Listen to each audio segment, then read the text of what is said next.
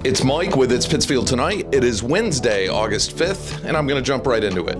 So I want to continue from the last video I did. So many of you that saw the last video I did last week, I specifically was talking about businesses and some of the challenges that our business community is facing right now. I've talked to several business owners, and unfortunately, many of them telling me they're down this year. Some of them is down as much as 20 or 30%. And that's scary. And I specifically said in that last video, talking to a lot of these business owners, I fear that we're going to see closings coming up. And I specifically mentioned our local bars, pubs, and independently owned restaurants. And since I did that video, as most of you know, the Highland announced that after 90 years operating the Highland Restaurant on Finn Street, that they would be closing at the end of this month, the end of August. And that was such a huge blow to the community, because even myself, the years that I didn't live here, coming home and visiting, the Highland was always a regular stop. Not only was it a familiar, comforting place to go into, the wait staff, some of the wait staff there are the same people that waited on me when I was a little kid. And it was like going home. A 90-year run is amazing, unbelievable. Hate to see the Highland go, I really do. I wish nothing but the best for the owners, the Araces, all the staff, all the people that have been there and been part of the community as much as they have. Sad to see you go, but I wish everyone the best in the future.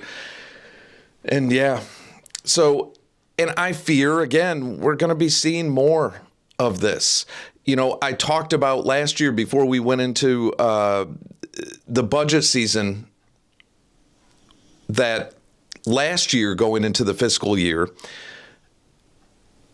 the state had I believe it was 1.1 or $1.2 billion deficit.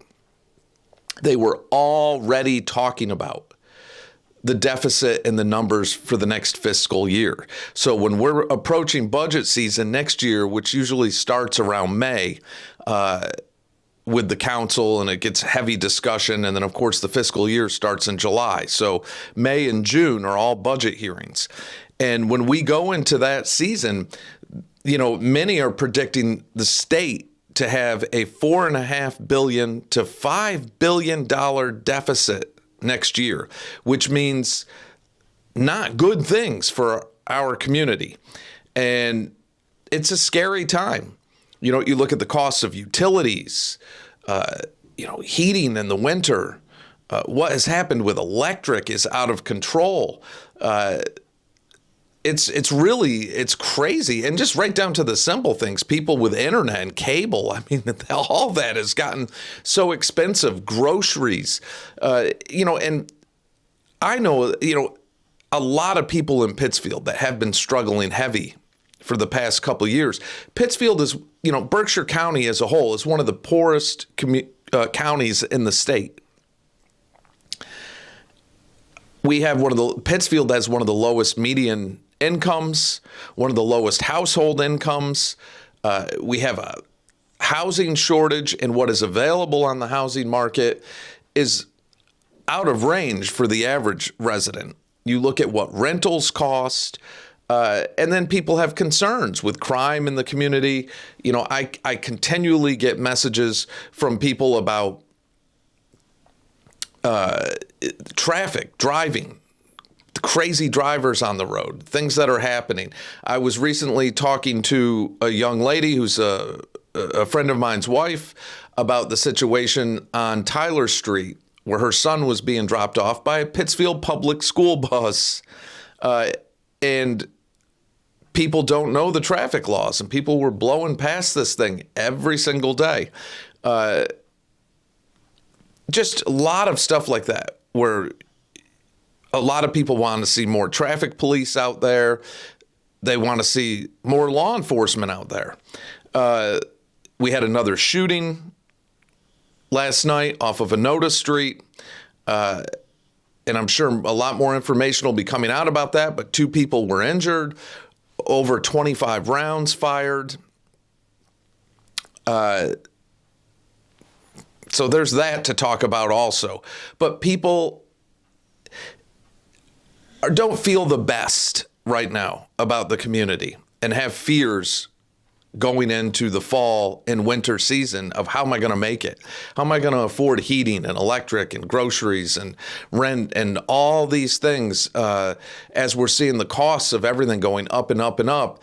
And we're seeing more things leaving the community. And we have seen quite a few closures and things go away. So it's scary. It's a scary time. And I think the answer to all of it, though, is people have to get involved. Make a stance, gather in groups. You know, I've done standouts before. Some of them were anti-violence standouts, things like that. And hardly anybody shows. You'll get a decent size audience on social media that will leave comments and participate that way. But making a public presence makes a huge difference. I have been part of some very successful ones. Going back during the pandemic when the one of the unions that represents our public school cafeteria workers and school bus drivers, and I worked with them holding rallies and promoting those, and the group marched from Park Square to City Hall steps, showing up at meetings, getting up and speaking during the public comments section of that. I mean, those things do matter. You address your city council and your mayor head on in that way. And the more people speak up, the more people get involved, the more people that get involved in our election cycles, it makes a difference. And that really is, right now, is the only way. A government is of the people, for the people, by the people. You know, it is us. And you have to get involved. And it can't be just, oh, this sucks and that sucks. You've got to get involved and make your voice heard.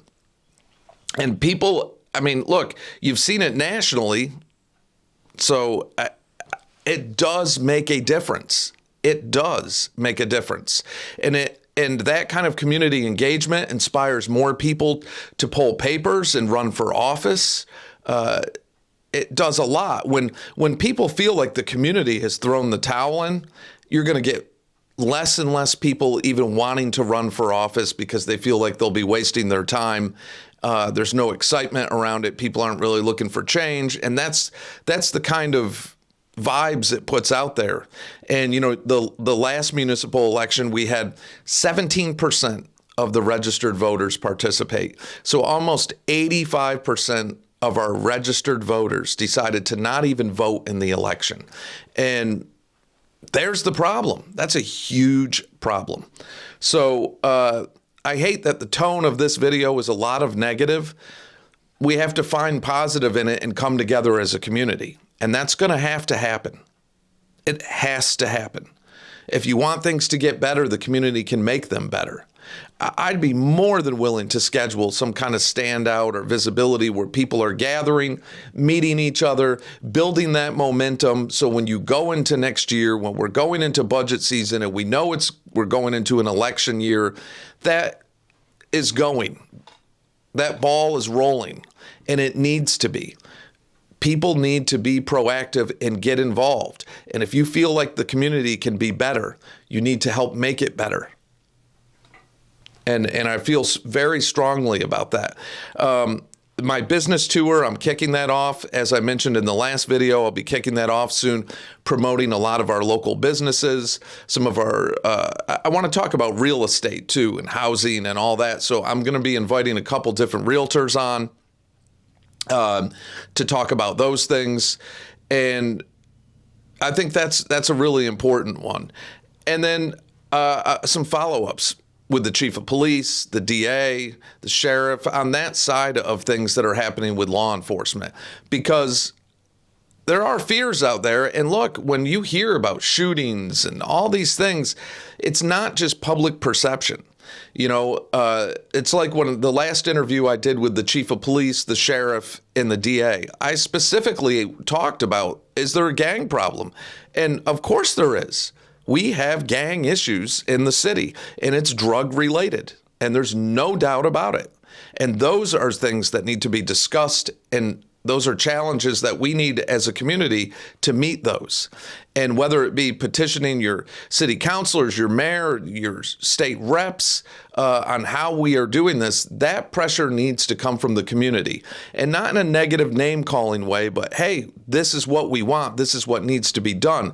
And believe me, when the majority goes a certain way, your elected officials will listen. It just is that simple. So I want to do a follow-up on all that stuff. There's a lot coming. But yeah, support your local businesses. To the Highland, you've got the rest of the month, the rest of August to go in. I know a lot of people will be doing that. A lot of people have probably already started. I know I'm going to eat there as many times as I can this month. That's always been a regular stop for me, 6 or 7 times a year, every year. So sometimes more than that, but when times are tight financially, I still find time to go out to some of my favorite places, and I find the resources to do that. So that is it for now. Try to stay positive. Try to find a way that we can gather as a community and make a difference. And that way, knowing going into next election season that there's momentum with the community. And that's that. So stay engaged, stay involved, participate, stay informed. Oh, one last thing I have to mention, National Night Out. A lot of people mention that to me. National Night Out just took place on Tuesday the 4th. National Night Out is a national event where police departments throughout the country, it's a night to engage with the community. I don't know why National Night Out is happening in Pittsfield this coming Tuesday, but it is. So for one, they should change it to Pittsfield Night Out, because National Night Out was last week. But I don't know, something about maybe sharing resources with other departments or something like that. But they usually, the last ones I attended here in Pittsfield were at the Common, so I'm assuming this one will be. I'll post more information on that. But a few people asked me, what happened to National Night Out? They're doing it a week later, kind of like we had 4th of July fireworks on the 8th. I'm sorry, but I can see people's confusion about some of this. So I don't get it myself, but I'll try to find out why. But it is happening. So Pittsfield is celebrating it this coming Tuesday, which is I believe the 11th. But it did take place this past Tuesday nationally. But again, 4th of July fireworks were on July 8th in Pittsfield. So you never know what's happening here, but at least they happened. And at least that is happening. So I'll get more information on that and put that out. So, okay, that's it. Take care of yourselves, take care of each other, and I'll catch you all in the next day or two.